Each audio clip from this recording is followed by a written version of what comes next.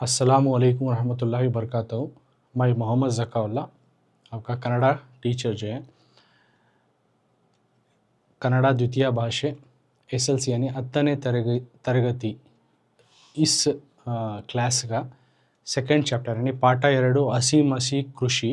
हमें पिछले क्लास में फर्स्ट पार्ट में जो है फर्स्ट पैराग्राफ में एक 7-8 लाइन्स के बारे में डिस्कशन करे थे और इंट्रोडक्शन भी लेसन का इंट्रोडक्शन भी डिस्कस करे थे और उसके लेसन के फर्स्ट पैराग्राफ के कुछ लाइन्स भी जो है हमें उसके ऊपर भी डिस्कशन करे थे। अब उसके आगे का जो है डिस्कस करेंगे।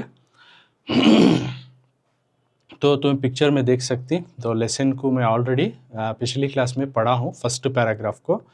अब उसको मैं एक्सप्लेन करूँगा, को समझाऊँगा आगे के लाइन्स। तो क्या है इसमें, तो बोले कि मैं सैनिक बल इद्दाग देशದ संरक्षणे साध्य, यानी हमारे पास मजबूत जो है आर्मी रहेगी तो हमें मुल्क की हिफाजती कर सकते हैं।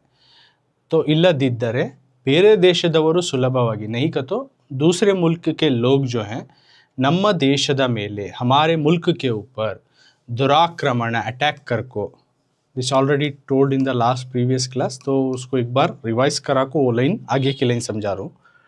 तो दूसरे मुल्क के लोग हमारे ऊपर हमला कर को, ಯುದ್ಧ ಸಾರಿ जंग कर को ನಮ್ಮನ್ನು गुलामरन्नागी, नम्मन्नु तम्मा, हमना उनके गुलाम यानी सर्व, उनके स्लेव्स बना लेते। उन्होंने हमारे ऊपर जो है जंग करती आती, क्योंकि हमें कमज़ोरी उनको मालूम है, तो बाद में हमें उनके बोले सो करना पड़ता है, नहीं स्लेव बन जाना पड़ता है।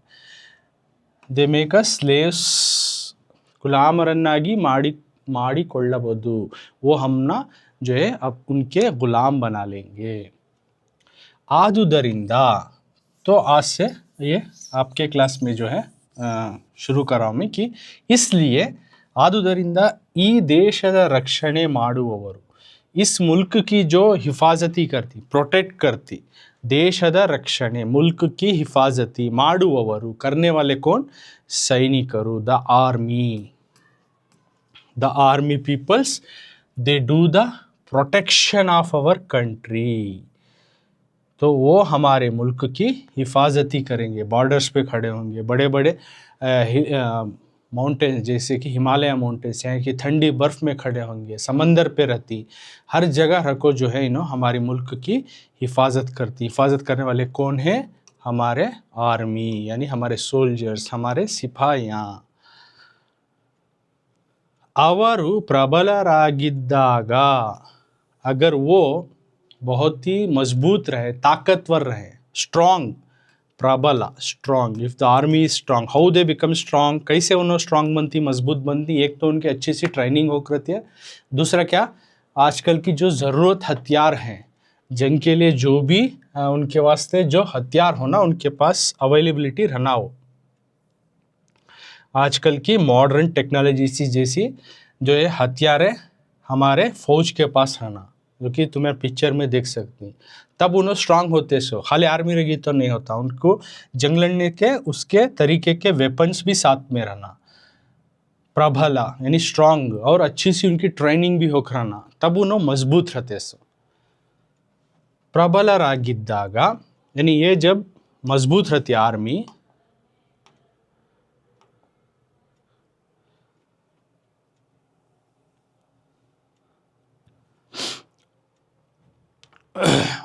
ದೇಶವನ್ನು ರಕ್ಷಣೆ ಮಾಡಲು ಸಾಧ್ಯ, तो तभी when they were strong they can protect our country, ದೇಶವನ್ನು रक्षणे मुल्क की हिफाजती ಮಾಡಲು ಸಾಧ್ಯ कर सकते हैं, they do the protection of our country when they are strong, when they are have a good training and they are have all the modern equipments and the modern weapons, उसके training, उसके इस्तेमाल करने के तरीके, वो चीज़ें सब मौजूद रहे तो दे आर स्ट्रांग, तब उन्होंने हमारे मुल्क की हिफाजत कर सकती।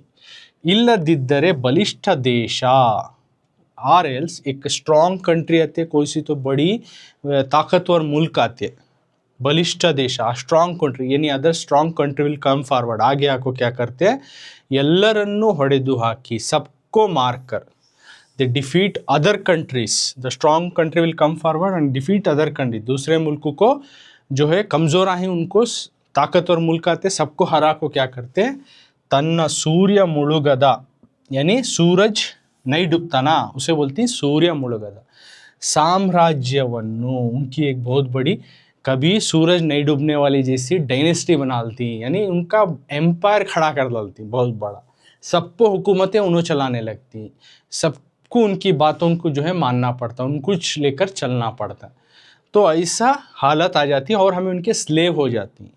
सर्वाधिकारी अंते मेरेयಬಹುದು, और एक उन्हों कंप्लीट अथॉरिटी पावर पूरा जो है पूरी उनके पास आ जाते, उसको बोलती सर्वाधिकारी, पूरा जो है पावर एक ही के पास रहना।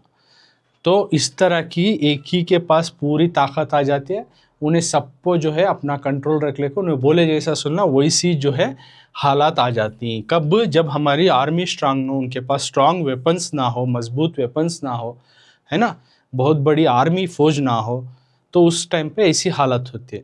आदुदरिंद, इसलिए ನಮ್ಮ रक्षणा पड़े, इसलिए हमारी आर्मी डिफेंस फोर्स, रक्षणा पड़े, the defence force, the army, simple में बोलना, रक्षणा पड़े, डिफेंस फोर्स, ये हमारी आर्मी जो है, सोल्जर्स जो है, इनकी जो बैटालियन जो है, इनकी जो ये है, ತುಂಬಾ ಪ್ರಬಲರಾಗಿರಬೇಕು, they must be very strong, उन्होंने बहुत मजबूत रहना, मजबूत कैसा रहना तुमने समझे ही।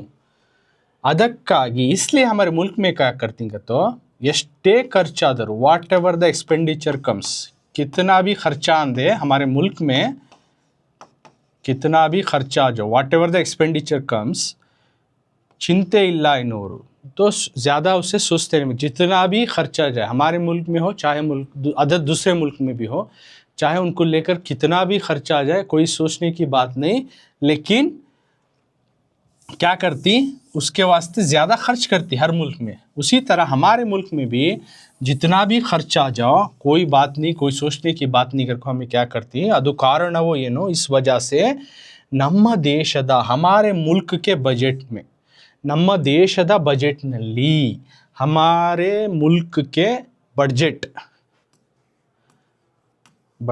ನಮ್ಮ ದೇಶದ, इस वजह से, ಅದು ಕಾರಣವೋ ಏನು, ये वजह क्या कि ನಮ್ಮ ದೇಶದ बजटನಲ್ಲಿ, हमारे मुल्क के बजट में, तो पिक्चर में दिखाता हूँ मैं, जो जिस तरह बजट यहाँ देख सकती तुम्हें, बजट के फाइनेंस मिनिस्टर जो है बजट को जो है बता रही एक्सपेंडिचर्स को, तो उसमें सबसे पहले देख सकती तुम्हें डिफेंस को जो है कितना उन्होंने रिजर्वेशन करनी। तो ये इंडियन एक्सप्रेस पेपर में एक ऐसा एक आर्टिकल, उसको तुमने दिखा रहा हूँ मैं, देखो 25 के यूनियन बजट में जो है डिफेंस के वास्ते उन्होंने कितने करोड़ जो है रखो ही पैसे खर्चा कर रही, यानी 4,90,1,730 पर 2 करोड़, 4,91,732 करोड़ ऑफ रुपीस जो है सिर्फ डिफेंस को, यानी रक्षणा पड़े को, यानी डिफेंस फोर्स को मजबूत करने खर्च करती। दूसरे पूरे चीज़ें देखो, रूरल डेवलपमेंट है, होम अफेयर, दूसरे हेल्थ, एजुकेशन से सबसे ज़्यादा जो है डिफेंस को खर्च करती है हमारे मुल्क में, क्योंकि हमारी फ़ौज मजबूत रहे, ताकत रहे, ताकि हमें दूसरों की ग़ुलाम ना बनना पड़े। इसलिए हमारे मुल्क में जो भी बजट या खर्चा जो आता है उसको बोलती बजट, उस खर्चे का ज़्यादातर पैसा जो है हमें डिफेंस के वास्ते, यानी आर्मी को हमें मजबूत करने, उनको ताकतवर बनाने में रक्षणा इलाके, यानी जो डिफेंस डिपार्टमेंट है, आर्मी की डिपार्टमेंट है, उसे रिजर्व रखती, मीಸಲಾಗಿರು पैसे जो है इनको सबसे ज़्यादा रिजर्व रखती, ನೋಡುವುದನ್ನು मीಸಲಾಗಿರುವುದನ್ನು ನೋಡಬಹುದು। तो उन्होंने ज़्यादा पैसा जो है, तो मैं ये पिक्चर चार्ट के थ्रू दिखाया किस तरह से डिफेंस फोर्स में इतने पैसे, सबसे ज़्यादा पैसे रखती। विथ एग्जाम्पल तुमने बता रहा हूँ कि हमें हमारे मुल्क में भी हमारे लोगों की, हमारी वतन की हिफाजती के वास्ते बहुत बड़ा जो है रकम जो है हमें जो है फ़ौज की हिफाजती के वास्ते लगाती। तो ये पिक्चर के थ्रू में समझाया, ये हो गया असी के ऊपर। अब तक हमें सीखे असी ಎಂದರೆ युद्ध, खड्गा, तो you how came to know, सैनिक बल, ये तमाम चीज़ें मालूम है। अब आगे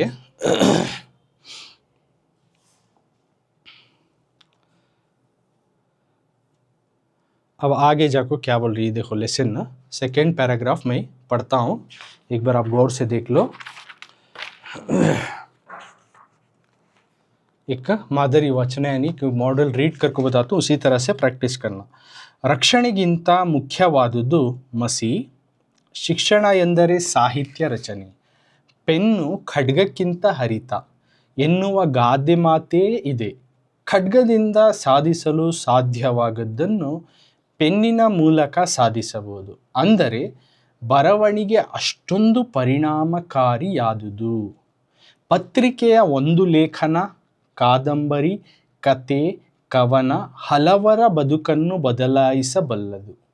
ಒಂದು ಸರ್ಕಾರ ಉರುಳಿಸಿ ಮತ್ತೊಂದು ಸರ್ಕಾರ ತರಬಹುದು. ಈ ನಿಟ್ಟಿನಲ್ಲಿ ಬರವಣಿಗೆ ಹೆಚ್ಚು ಶಕ್ತಿಶಾಲಿಯಾದುದು. ಇವತ್ತು ಸಾಹಿತಿಗಳಿಗೆ ನಾಡಿನಲ್ಲಿ ಅಪಾರ ಗೌರವ ಇರುವುದು ಆ ಸಾಹಿತ್ಯದ ಸತ್ವದಿಂದಾಗಿ. ಅಂಥ ಸಾಹಿತಿಗಳು ನಾಡಿನಲ್ಲಿ ಹೆಚ್ಚಿದಷ್ಟು ಸಮಾಜ ಪ್ರಗತಿಯ ಮೆಟ್ಟಿಲು ತುಳಿಯಲು ಸಾಧ್ಯ. ಬಸವಾದಿ ಶಿವಶರಣರ ವಚನಗಳು, ದಾಸರ ಕೀರ್ತನೆಗಳು, ಕುವೆಂಪು ಬೇಂದ್ರೆಯಂಥವರ ಕಾವ್ಯ ಇವತ್ತಿಗೂ ಜನರ ಮೇಲೆ ಸತ್ಪರಿಣಾಮ ಬೀರಲು ಅಲ್ಲಿರುವ ಸತ್ವವೇ ಕಾರಣ. ಇದನ್ನು ಗಮನಿಸಿ ಹಿರಿಯರು ದೇಶದ ಸಮೃದ್ಧಿ, ಪ್ರಗತಿ ಮಸಿಯನ್ನು ಅವಲಂಬಿಸಿದೆ ಎಂದು ಹೇಳಿದ್ದಾರೆ.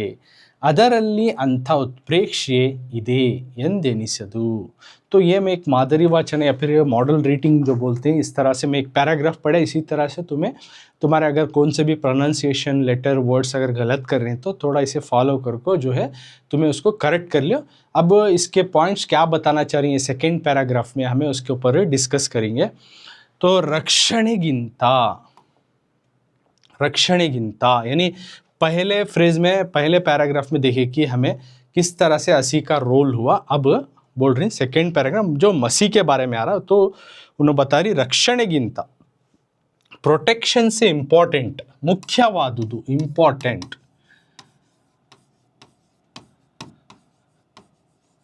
रक्षणेगिंता प्रोटेक्शन से more than important than the protection.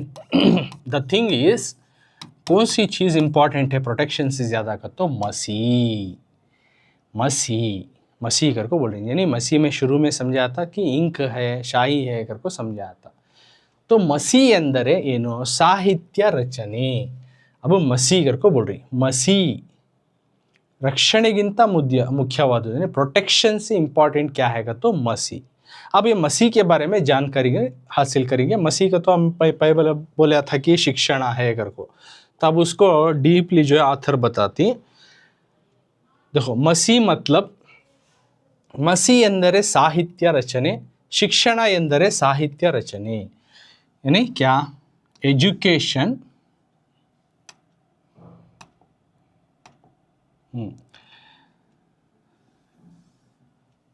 रक्षणेगिंತ ಮುಖ್ಯವಾದದ್ದು मसी, प्रोटेक्शन से इंपॉर्टेंट क्या है मसी यानी इंक। शिक्षण ಎಂದರೆ एजुकेशन का, तो शिक्षण यानी एजुकेशन, एजुकेशन का मतलब है क्या साहित्य रचने, लिटरेचर यानी इल्म हासिल करने का मतलब है, यानी जो किताबों को जो है लिखती ऑथर्स अपने नज़म के थ्रू, सबक के थ्रू जो अपने सोच को, अपनी इमोशंस को, अपने डिस्क्राइब्स जो भी नेचर को लेको या माहौल को लेको, अप्स एंड डाउन्स को लेको, लोअर कास्ट अपर कास्ट को लेको, क्या भी जो गलत है सही है उसको बताने के वास्ते अपनी किताबों में अपने विचार को न रखती। तो जो सोच को जो रखती उसको बोलती साहित्य रचने यानी लिटरेचर। तो लिटरेचर को बनाना यानी मसी का, तो उसमें क्या क्या आता कर को बोल रही एजुकेशन। एजुकेशन का मतलब सही में क्या कहते हो साहित्य रचने, लिटरेचर को लिखना, लिटरेचर बनाना यानी किताबों को जो बन को आती उसको बोलती साहित्य रचने। और क्या बोल रही एक प्रॉवर्ब बोल रही हैं. एग्जाम्पल श्री पंडिताराध्य शिवाचार्य स्वामीಗಳು क्या बोल रही, पेन्नु खड्गಕ್ಕಿಂತ ಹರಿತ. इट्स ए प्रॉवर्ब जो कि the pen is sharper than the sword. Can see the picture. With picture में तुमने दिखा रहा हूं कि पेन जो है किस तरह से शार्पर है स्वॉर्ड से. पेन्नु खड्गಕ್ಕಿಂತ हरित. Pen is sharper than sword करको. उसका मतलब पेन जो है तलवार से धार है, तेज धार है. ಎನ್ನುವ गादे माते ಇದೆ. ऐसी एक प्रॉवर्ब है करको. गादे का तो प्रॉवर्ब. तो ऑथर बोल रहे हैं एक प्रॉवर्ब है कि पेन जो है तलवार से तेज. ऐसी एक कहावत मुहावरा है करको बोल रही. गादे का तो मुहावरा, प्रॉवर्ब बोलती इंग्लिश में, उर्दू में इसको बोलती मुहावरा. तो एक मुहावरा बहुत बड़ा फेमस मुहावरा है, उसे बोल रहे हैं आथर. देखो तलवार से धार से जो है पेन की तेज होती है, पेन की धार जो है तेज होती है. खड्गದಿಂದ ಸಾಧಿಸಲು, जो चीज़ हमें तलवार के बलबूते से नहीं कर सकते. खड्गದಿಂದ यानी स्वाड के थ्रू, तलवार के ज़रिए से जो हमें नहीं कर सकते. ಸಾಧಿಸಲು ಸಾಧ್ಯವಾಗದ್ದನ್ನು, तलवार से जो नहीं हो सकता, जो अचीव नहीं कर सकते, जो कर नहीं सकते, पेन्निನ ಮೂಲಕ यानी पेन के ज़रिए से ಸಾಧಿಸಬಹುದು, उसे हमें करे जा. We can achieve that. Whichever we cannot achieve with the sword, we can achieve with the pen. जो हमें तलवार से जो कर नहीं सकते वो काम को पेन के ज़रिए से कर सकते. यानी पेन को उतना ताकत है, उतना मजबूत है, लेकिन वो पेन किसके हाथ में, उन्हें किस तरह से इस्तेमाल कर रहा है, ये बहुत इंपॉर्टेंट होता है. अगर को आथर एक मुहावरे के थ्रू बता रही कि एक इंसान की लिखावट उसकी सोच के थ्रू किस तरह से बाहर आते हैं. नहीं तो वो चीज़ बता रही से. ಅಂದರೆ मतलब ಬರವಣಿಗೆ ಅಷ್ಟೊಂದು ಪರಿಣಾಮ, ಅಂದರೆ ಬರವಣಿಗೆ यानी राइटिंग, मतलब राइटिंग ಅಷ್ಟೊಂದು उतना परिणामकारी आदुदु, उतना इफेक्टिव, इतना असरदार होता है. लिखावट जो है हमारी लिखती नहीं, हमें क्या सोच रही, हमारी ओपिनियन क्या है, हमारा जो है बातों को बताती है. कैसा लिखने के ज़रिए से बताते किताबों, तो लिखने के ज़रिए से बताती ना, वो इतना बड़ा असरदार करता है करको बोल रही सो ऑथर. जैसे कि पत्रिकेಯ ಒಂದು ಲೇಖನ. पत्रिकेगा तो क्या, न्यूज़पेपर. न्यूज़पेपर को पत्रिके बोलती. ಒಂದು ಲೇಖನ, हमें पत्रिके का तो देख लो, ये नोट कर लो. पत्रिके मतलब न्यूज़पेपर. ಒಂದು ಲೇಖನ, वन आर्टिकल. न्यूज़पेपर का एक आर्टिकल बा. देखो तुम ना पिक्चर के थ्रू दिखा रहा हूँ. एक यहाँ डेक्कन हेराल्ड का पेपर है. 1 मिनट. तो एक डेक्कन हेराल्ड का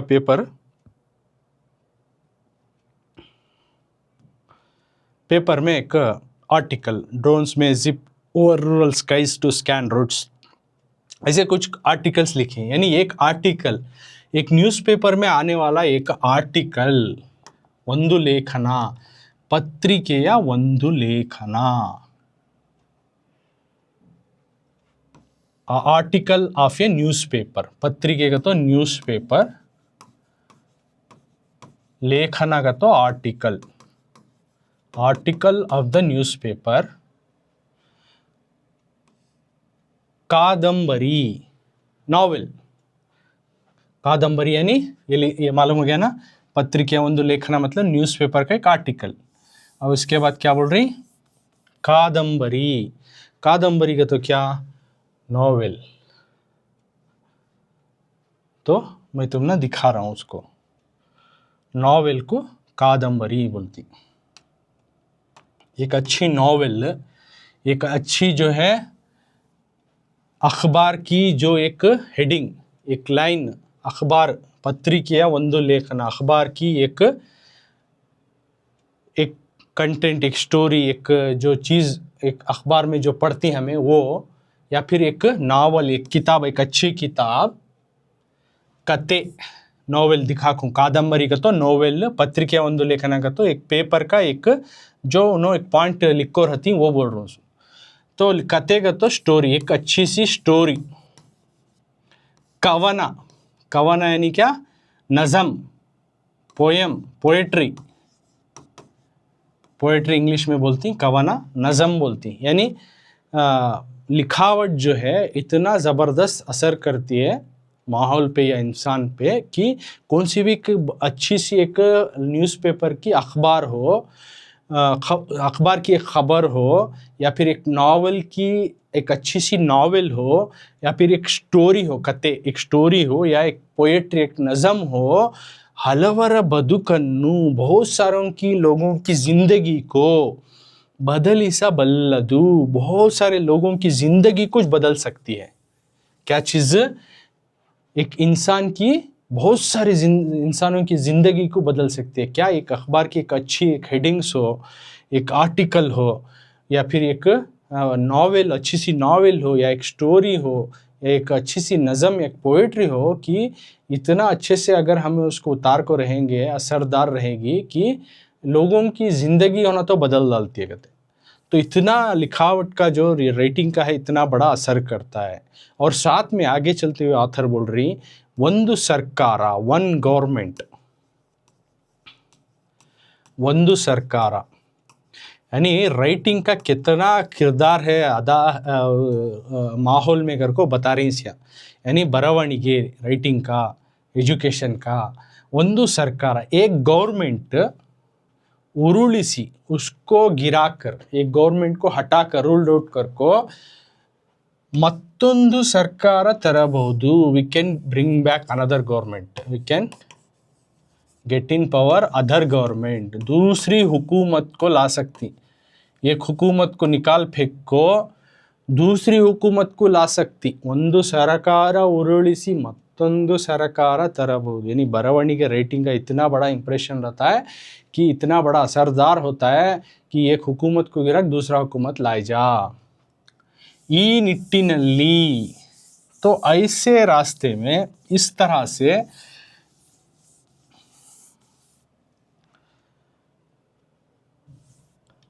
इस वजह से इस तरीके से बरवणिगे, इस तरीके से बरवणी यानी राइटिंग जो है ज़्यादातर पावरफुल होता है, शक्तिशाली आदुद्दु। So the writing is very powerful, very effective on the society, on the peoples. इस तरह से एक लिखावट, एक राइटिंग जो है एक बहुत बड़ी हथियार बन जाती है, एक बहुत बड़ी असरदार करने वाली एक मजबूत चीज़ बनती है। ಇವತ್ತು ಸಾಹಿತಿಗಳಿಗೆ आज के माहौल में, आज के जो ऑथर्स हैं, आज के माहौल के जो ऑथर्स में, ऑथर का तो कौन, साहित्य का तो कौन जो नज़म, सबक, तुमने स्टोरियाँ वगैरह लिखती नहीं, कते, कादंबरी, कवना, इनको बोलती, ये जो ये लिखते हैं ना इनको साहित्यिಗಳು। तो ये साहित्यिಗಳು, ये जो ऑथर है आज के माहौल में नाडिನಲ್ಲಿ अपार गौरव, अगर उनके ऊपर ज़्यादा रिस्पेक्ट है आज के माहौल में, आज के दौर में जो ऑथर्स के ऊपर ज़्यादा रिस्पेक्ट है, अपार गौरव इरुವುದು, उनके किसी भी ऑथर्स को, किसी पे एक नज़म लिखने वाले को जो है ज़्यादा रिस्पेक्ट है का तो क्यों? क्योंकि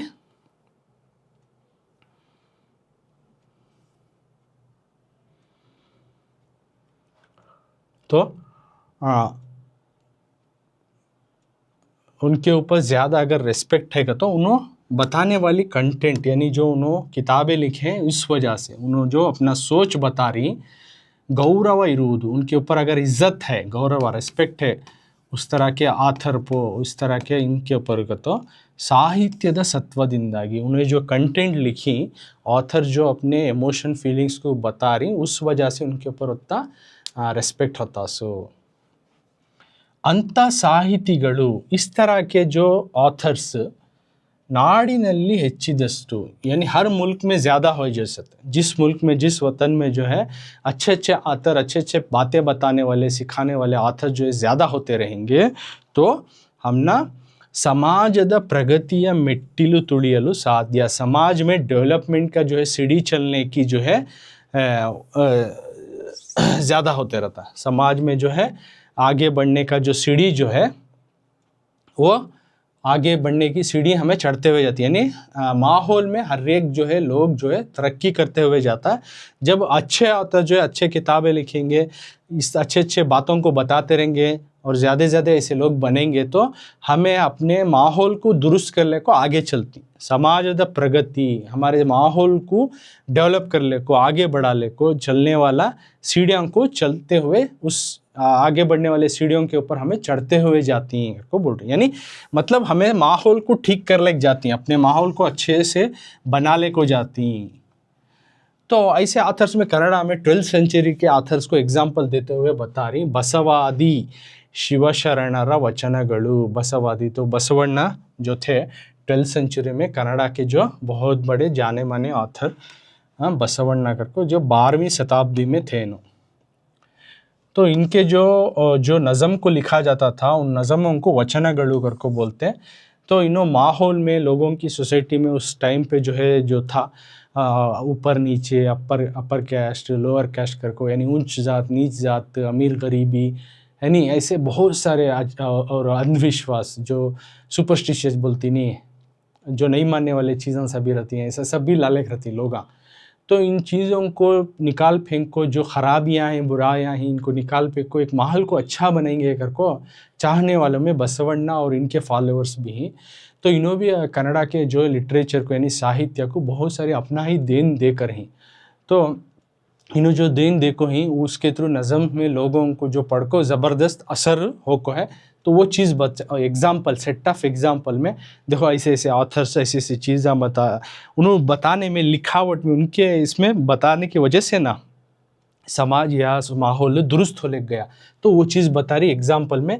तो बसवादी शिवशरणर वचन बसवಣ್ಣ के उस टाइम के और उनके फॉलोअर शरणास जो थे उनके वचन उनके नज़म करको बोल रही ये असर करते थे। उसके बाद दासर कीर्तनेगलु पुरंदर दासर करको थे। तो उनके जो है कीर्तनेगलु उनके जो नज़म लिखने के जो तरीके थे तो तुम्हें पिक्चर में देख सकते हैं एक पुरंदर दासरू हैं। इन्हों भी एक कन्नड़ा को जो है अपने लिटरेचर को अपने ही तरीके से जो है बहुत देन दिए हैं। तो इनके नज़मों को जो लिखते हैं उनको जो है कीर्तनेगलु बोलते हैं। इन्हों भी जो बुराइयाँ आई खराबियाँ आई उनको निकालने के वास्ते अपनी तरीके से कोशिश करते थे। अब उसके बाद मॉडर्न डेज ऐसा ही आते हैं, ये 12वीं शताब्दी या उसके करीब इस टाइम का बोलने को गया। अब के रिसेंट के जो है अब के माहौल के जो पोइट जैसे कि कुवेम्पू बेंद्रे, तो उनके पिक्चर भी मैं दिखाता हूँ तुम ना।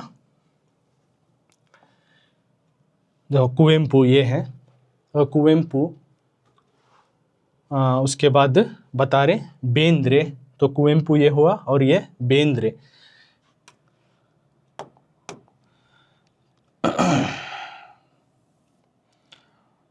कुवेम्पू बेंद्रे अंतः यानी कुवेम्पू इन्हों एक नज़म लिखने वाले या ये लिटरेचर साहित्यिಗಳು इन्हों एक साहिती यानी इन्हों भी जो है लिटरेचर को जो अपनी देन दिए कन्नड़ा के लिटरेचर को। तो इनको जो है काव्य इनके जो काव्य युवतिगु यानी इनके जो नज़म इनके जो लिखावट जो किताबां थी वो जनरा मेले लोगों के ऊपर सत्परिणाम बीरलु एक अच्छा असर करने सत्परिणाम good effective good proper effective या अच्छा जो चीज़ इफेक्ट करने की बीरलो अल्लिरुव सत्ववे कारण। तो एक अच्छा असर करने लोगों के ऊपर एक अच्छा असर कर रहा है इनके जो किताबां का। तो उनकी किताबों में उन्होंने जो लिखी उनकी सोच उनके बातें जो उनको बताई ये मेन वजह तो सत्ववे कारण। तो ಇದನ್ನು गमनिसी तो ये चीज़ों को देखकर हिरियरू तो बड़े हमारे बोलती तो देशद समृद्धि मुल्क की तरक्की प्रगति मुल्क की तरक्की और मुल्क की जो है आगे बढ़ने की वजह मसीहನ್ನು ಅವಲಂಬಿಸಿದೆ मसीह को शाही को डेवलप कराया है। यानी एक लिटरेचर को डेवलप कराया है एक एजुकेशन को डेवलप कराया। अगर कोई डेप्थ मीनिंग में ऑथर बोल रहे हैं कि मसीह का यानी इंक शाही का रोल क्या है ಎಂದು ಹೇಳಿದ್ದಾರೆ ಅದರಲ್ಲಿ ಅಂಥ उत्प्रेक्ष्य ಇದೆ ಎಂದೆನಿಸದು। तो उसमें ऐसा ये है करको मालूम नहीं होता उत्प्रेक्ष्य का। तो तुमने मीनिंग में बताता हूँ अधिकವಾಗಿ ವರ್ಣಿಸೋದು यहाँ पे है तुम जो अधिक उत्प्रेक्षे अधिकವಾಗಿ वर्णिसुद यानी ज़्यादा उसको डिस्क्राइब बढ़ा चढ़ा कर जो लिखती। तो बड़ों का मानने के हिसाब से अगर हमें गए का तो जो है क्या बोले उन्होंने कि मसीह भी जो है, इंक भी जो है, शाही भी जो है लोगों की जो है इसके ऊपर बहुत बड़ा असर करता है अगर को बोले लोगों की तरक्की और मुल्क की तरक्की के ऊपर बहुत बड़ा असर कर रहा है तो ये लेने वाली बात है कि ना लेने वाली कोई बात है अगर को नहीं बोल सकते। तो ये हो गया मसीह के ऊपर। अब 2 पॉइंट डिस्कस करें। एक तो हो गया असी जो कि युद्ध है, दूसरा मसीह यानी साहित्य रचने ये सब लिटरेचर एजुकेशन, तो इसके बारे में डिस्कस करें। अब थर्ड पॉइंट आपको कृषि के ऊपर बोलना चाह रही, तो आगे पैसेज में है। तो इसमें मैं बड़ा पैराग्राफ है, कुछ लाइन इस पे कितना होता है ये क्लास में उतना पढ़ को मैं समझाता हूँ, तुम्हें देख लो। एक मादरी वाचना करेंगे। अब सेकेंड नेक्स्ट पैराग्राफ, ಹಸಿ ಮಸಿಗಿಂತ ಮಹತ್ವದ್ದು ಕೃಷಿ, ಕೃಷಿಕ ನಮ್ಮ ನಾಡಿನ ಬೆನ್ನೆಲುಬು, ಒಕ್ಕಲಿಗ ಒಕ್ಕದಿರೆ ಜಗವೆಲ್ಲ ಬಿಕ್ಕುವುದು ಎನ್ನುವ ಮಾತಿದೆ. ಅಂದರೆ ಕೃಷಿಕರೇನಾದರೂ ಸತ್ಯಾಗ್ರಹ ಮಾಡಿ 1 ವರ್ಷ ನಾವು ಭೂಮಿಯನ್ನು ಉಳಿಯುವುದಿಲ್ಲ, ಯಾವ ಬೆಳೆಯನ್ನು ತೆಗೆಯುವುದಿಲ್ಲ ಎನ್ನುವ ತೀರ್ಮಾನ ಮಾಡಿದರೆ ಗತಿಯೇನು? ಆಹಾರವಿಲ್ಲದೆ ಬರೀ ವೈಜ್ಞಾನಿಕ ಬೆಳವಣಿಗೆಯಿಂದ ಬದುಕಲು ಸಾಧ್ಯವೇ? ನಾವು ಯಾವ ಕಾರ್ಖಾನೆಯಿಂದಲೂ ಟೊಮ್ಯಾಟೊ ತಯಾರಿಸಲು, ಅಕ್ಕಿ ಪಡೆಯಲು, ರಾಗಿ ಬೆಳೆಯಲು ಸಾಧ್ಯವಿಲ್ಲ. ಇವಕ್ಕೆಲ್ಲ ಭೂಮಿಯೇ ಬೇಕು. ರೈತನ ಬೆವರು ಭೂಮಿಗೆ ಸುರಿಯಬೇಕು. ಹಾಗಾಗಿ ಸರ್ವಜ್ಞ ಕೋಟಿ ವಿದ್ಯೆಗಳಲ್ಲಿ ಮೇಟಿ ವಿದ್ಯೆ ಮೇಲು, ಮೇಟಿಯಂ ರಾಟೆ ನಡೆದುದಲ್ಲದೆ ದೇಶದಾಟವೇ ಕೆಡಗುಂ ಎಂದಿರುವುದು ಗಮನಾರ್ಹ. सो मैं पढ़ को भी जो है बताई हूँ तुम ना, क्यों तो तुम्हें क्या भी अगर प्रोनाउंसिएशन में पढ़ रही जो उस टाइम पे गलत हो रही तो उर्फों को ऐसा प्रोनाउंसिएशन कर को प्रैक्टिस कर लियो, तो पढ़ने का भी जो है तुम्हारा डेवलप हो जाता साथ में। अब इसके पॉइंट के ऊपर अब मैं जो पढ़ा वो पॉइंट्स को अब डिस्कस करेंगे हमें। तो क्या बोल रही ऑथर यहाँ, हसी मसीगिंत महत्वದ್ದು, हसी मसी हमें सीख लिया। अब 2 पॉइंट भी हो तो उससे ज़्यादा इम्पॉर्टेंट क्या है तो कृषि।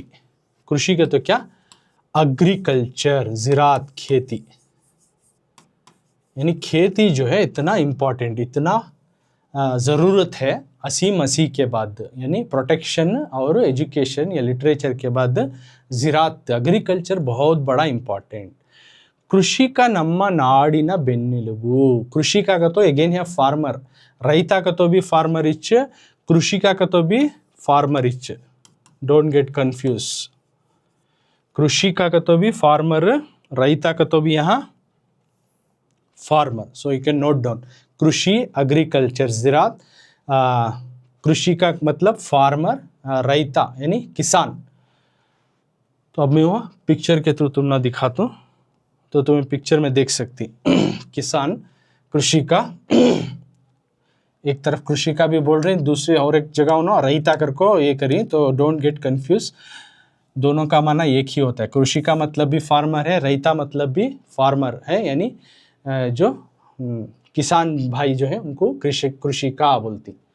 ನಮ್ಮ ನಾಡಿನ ಬೆನ್ನೆಲುಬು, they are the backbone of our country, they are the backbone of our country, वो हमारे रीढ़ की हड्डी की तरह। कौन? किसान घर को बोल रहे हैं आथर। ಒಕ್ಕಲಿಗ, ಒಕ್ಕಲಿಗ का तो भी यहाँ किसान इच, फार्मर इच, फार्मर कुछ बोलते हैं ಒಕ್ಕಲಿಗ, कृषि का, रैता, ये कृषि का मतलब भी फार्मर, ಒಕ್ಕಲಿಗ का तो भी फार्मर, रैता का तो भी फार्मर इच। तो ಒಕ್ಕದಿರೆ ಜಗವೆಲ್ಲ ಬಿಕ್ಕುವುದು ಎನ್ನುವ ಮಾತಿದೆ, यानी अगर किसान ಒಕ್ಕದಿರೆ खेती नहीं करेगा, जगवेला सारा ज़माना भूखा रहना पड़ता है, एन्नुवा मात, ऐसी एक बात है, सारा ज़माना बिना खाने के रहना पड़ता है। अगर एक किसान जो है अपना हल नहीं चलाएंगे, अपनी ज़मीन में खेती नहीं करेंगे, तो वो आगे क्या बता रही है अब आथर, अंदरे मीन्स कृषिकरेनादरू, इफ फार्मर्स, अगर किसान सत्याग्रह माड़ी प्रोटेस्ट करे कौन किसान पूरे मुल्क को प्रोटेस्ट करे क्या कर को 1 वर्ष नावु 1 साल तक हम पूरे किसान जो है स्ट्राइक पर बैठ गए प्रोटेस्ट कर ले को स्ट्राइक पर बैठे सत्याग्रह यानी सत्य को आग्रह करना यानी सच्चाई के वास्ते वो जो है प्रोटेस्ट करना उसको बोलती सत्याग्रह। ऐसा एक पूरे किसाना मिले को स्ट्राइक कर ले को बड़ी 1 साल नावु ये भूमिಯನ್ನು ಉಳಿಯುವುದಿಲ್ಲ हमें खेती नहीं करेंगे सारे किसाना मिल को। तो पिक्चर में मैं दिखाता हूँ देखो सारे किसाना मिल को ऐसा प्रोटेस्ट कर ले बैठ गए खेती वो सब हल वो सब छोड़ डाले 1 साल तक बढ़ गया ऐसा हमें खेती नहीं करते भी हमें ज़मीन में बीज नहीं बोते हमें फसल नहीं उगाते कर को पूरा प्रोटेस्ट कर ले को बढ़ गए। तो 1 साल तक क्या होता है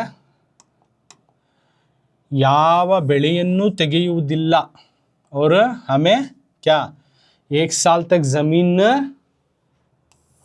ಉಳುವುದಿಲ್ಲ नागरते नहीं ಉಳುವುದಿಲ್ಲ ज़मीन बोते नहीं प्लॉग नहीं चलाते ಬೆಳೆಯನ್ನು ತೆಗೆಯುವುದಿಲ್ಲ फसल नहीं निकालते not grow crops for a year।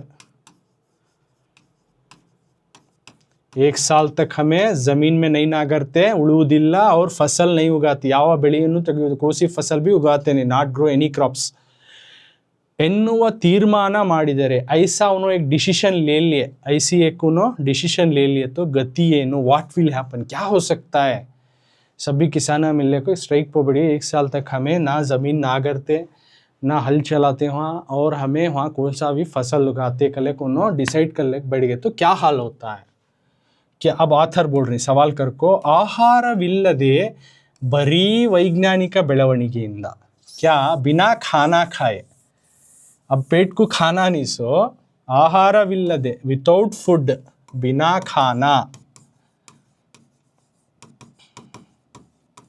खाना बड़ी वैज्ञानिक ಬೆಳಗಿಂದ सिर्फ साइंटिफिक डेवलपमेंट होता रहा तो खाना नहीं पेट को खाली हमें साइंटिफिक डेवलपमेंट के बारे में सोच रही खाना नहीं तो अभी डेवलपमेंट के बारे में कहाँ सोचती राइट वो पूछ रहे सो आथर वैज्ञानिक ಬೆಳವಣಿಗೆ साइंटिफिक डेवलपमेंट से ಬದುಕಲು ಸಾಧ್ಯವೇ खाली साइंटिफिक डेवलपमेंट से जीने होता क्या is able to live without food only by doing the scientific development। ನಾವು क्या हम डेवलपमेंट होगी साइंटिफिक डेवलपमेंट होगी कर को ಯಾವ कारखानेಯಿಂದಲೂ किसी भी फैक्ट्री से किसी भी इंडस्ट्री से किसी भी कारखानों से ಯಾವ कारखानेಯಿಂದಲೂ टोमेटो तैयारिसಲು can we grow tomatoes in any factory किसी भी कारखाने में इंडस्ट्री में हमें टोमेटो को उगा सकती क्या। अक्की पड़ेयಲು चावल को पा सकती क्या किसी भी फैक्ट्री में बिना ज़मीन में बोए ज़मीन में उगाए खेती में फसल को क्या चावल की फसल टमाटो की फसल हम ना मिल जाती क्या आकर को पूछ रही। रागी ಬೆಳೆಯಲು ಸಾಧ್ಯವಿಲ್ಲ साथ में रागी बना फैक्ट्री में बना लीजिए क्या यानी रागी हो चावल हो टमाटो हो ये क्या भी हम फैक्ट्री में बना नहीं सकते उसको तैयार नहीं सकते मैन्युफैक्चर नहीं कर सकते उसको वो बनाने वाली चीज़ नहीं है ना। ಇವಕ್ಕೆಲ್ಲ इससे सब क्या होना अगर टमाटो होना तुम्हारा राइस होना रागी होना तो ಇವಕ್ಕೆಲ್ಲ ಭೂಮಿಯೇ ಬೇಕು यू नीड द लैंड भूमि ज़मीन होना अगर तुम्हारा टमाटो होना चावल होना रागी होना तो ज़मीन होना कई को ರೈತನ ಬೆವರು ಭೂಮಿಗೆ ಸುರಿಯಬೇಕು ರೈತನ किसान का पसीना ज़मीन पे पड़ना भूमिಗೆ सुरियಬೇಕು किसान अपना पसीना जो है ज़मीन में जो है उन्हें ज़मीन में उसमें खून पसीना उतरना ज़मीन पर पड़ना यानी उतना उन्हें वर्कआउट करता ज़मीन पर कौन किसान हल चलाता है ज़मीन में बीज बोता है नहीं बाद में क्या करता है ना करता है बाद में बीज बोता है फिर उसको पानी ये करता है फिर उसे गोबरी डालता है और फसल आने लगे तो फिर उसे दवा मारता है कीड़े ना खाए फिर उसकी हिफाजती करता है जानवरों से। हाँ क्या क्या किता सभी वाक़ा वनवास सभी पढ़ को किसान जो है फसल उगाता है ना तो कौन सी फैक्ट्री में नहीं बनती इसके वास्ते ज़मीन होना, यानी किसान मेहनत पड़ को ज़मीन में उगाना कर को बोल रही सो रईतना बेवरु भूमिगे सूर्य, किसान अपना खून पसीना बहा को फसल उगाना तब बीच मिलते सो ज़मीन में उगाए तो हाಗಾಗಿ तो यहाँ पे सर्वज्ञ इन्हों एक ऑथर कन्नड़ के हले कन्नड़ के तो इन्हों कोटि विद्येಗಳಲ್ಲಿ मेटी विद्ये मीलू करको बोल रही, यानी तुम्हें करोड़ों का इल्म सीखो लेकिन मेटी विद्या यानी खेती का इल्म सबसे बड़ा, करोड़ों का इल्म सीखो लेकिन खेती का इल्म ही बहुत बड़ा, मेटी इन राटे ನಡೆದುದಲ್ಲದೆ ದೇಶದಾಟವೇ ಕೆಡಗುಂ करको बोल रही। तो ये सर्वज्ञ के बारे में का यहाँ तक में जो है कृषि में का बिगिनिंग पॉइंट तुमने समझा खो। अब नेक्स्ट क्लास में इसका पार्ट कंटिन्यू होता है, सर्वज्ञ क्या बोल रही और किसानों की हालत क्या है, ऐसे भी आगे की क्लास में हमें कंटिन्यू करेंगे। तो इसमें बिगिनिंग के जो है एग्रीकल्चर का इम्पोर्टेंट यानी खेती ज़राअत का इम्पोर्टेंट कुछ पॉइंट बताता हूँ, इसके अभी भी पॉइंट्स है जो कि